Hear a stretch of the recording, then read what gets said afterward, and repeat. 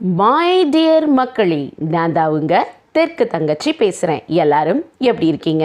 நான் இங்கே ரொம்ப நலமாக இருக்கேங்க. நீங்களும் ரொம்ப சந்தோஷமாகவும் நலமாகவும் இருப்பீங்க நம்புகிறேன். இன்றைக்கி சூப்பரான ரெசிபி தாங்க பார்க்க போகிறோம். சிக்கன் சிந்தாமணி. இது ஈரோடு ஸ்பெஷல் ரெசிபின்னு சொல்லலாம். ஈரோடு பள்ளிப்பாளையமில் ரொம்ப ஃபேமஸான இந்த சிக்கன் சிந்தாமணி எல்லாருமே ரொம்ப விரும்பி சாப்பிடக்கூடிய ஒரு ரெசிபி.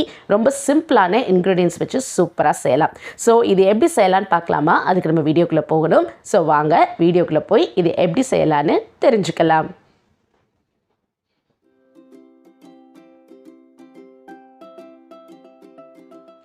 இதுக்கு தேவையான பொருட்கள் பார்க்கலாம். நான் சிக்கன் வந்து ஒரு 1 kg போல் எடுத்திருக்கேன். இதுக்கு நாட்டுக்கோழி பயன்படுத்தினீங்கன்னா இன்னுமே சூப்பராக இருக்கும். ஸோ ஸ்கின்னெல்லாம் எடுத்துகிட்டு நல்லா க்ளீன் பண்ணி வச்சுக்கோங்க. அப்புறம் பார்த்தீங்கன்னா சின்ன வெங்காயம் ஒரு 200 கிராம் போல் எடுத்துருக்கிறேன். இதுக்கு நல்லெண்ணெய் தான் யூஸ் பண்ணணும். ஆனால் இன்றைக்கி வந்து நான் ரீஃபைண்ட் கடலெண்ணெய் பயன்படுத்தியிருக்கிறேன். நல்லெண்ணெய் பயன்படுத்தினீங்கன்னா இன்னுமே சூப்பராக இருக்கும்.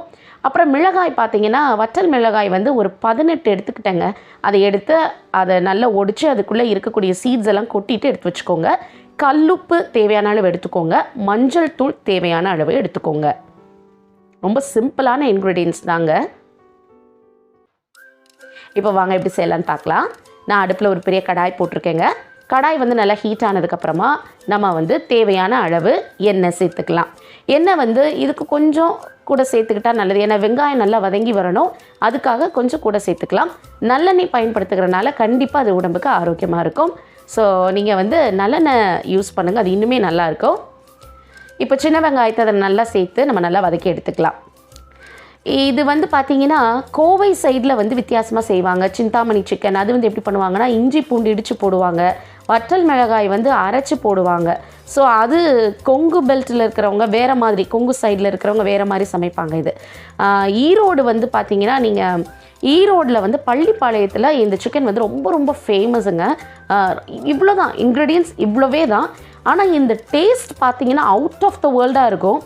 நீங்கள் ஒன்ஸ் நீங்கள் இதை கண்டிப்பாக நீங்கள் செஞ்சீங்கன்னா டெஃபினட்டாக நான் சொல்கிறேன், இதை திருப்பி நீங்கள் செய்வீங்க.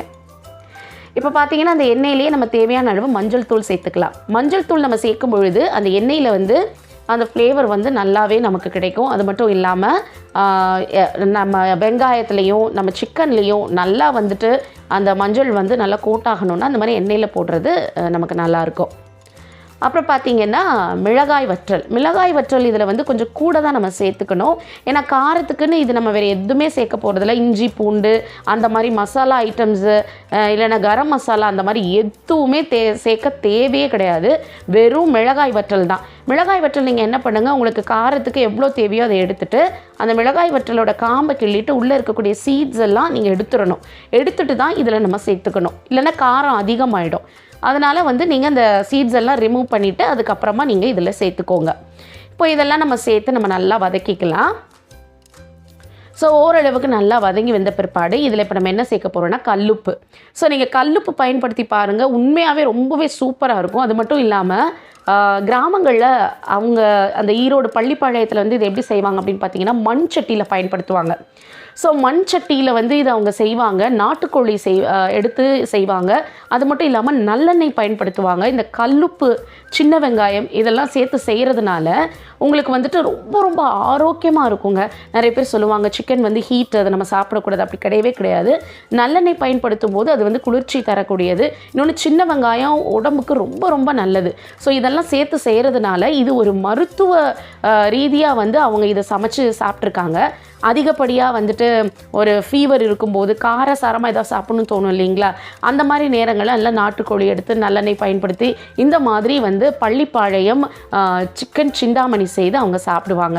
ஸோ நீங்களும் கண்டிப்பாக ட்ரை பண்ணி பாருங்கள். இது வந்து ஒரு ரசம் சாதத்தோட, அப்புறமா வந்துட்டு சாம்பார் சாதத்தோட, தயிர் சாதத்தோட ரொம்ப அட்டகாசமான காம்பினேஷனாக இருக்கும். இப்போ பார்த்தீங்கன்னா நம்ம கழுவி க்ளீன் பண்ணி வச்சுருக்க சிக்கனை இதோட சேர்த்துட்டு இதை வந்து நல்லா நம்ம கிளறி வச்சுக்கலாம்.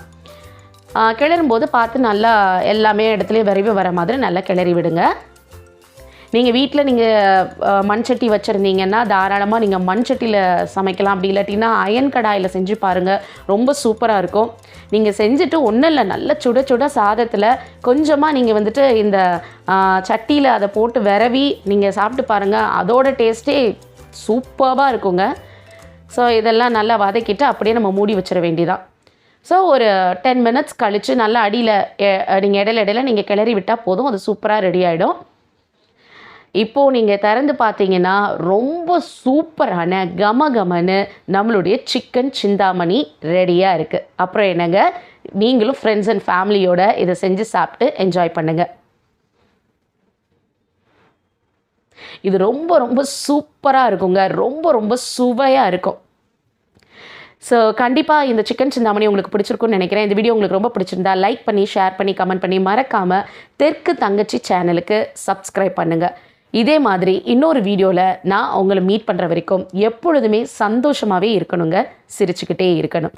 Take care all, bye bye.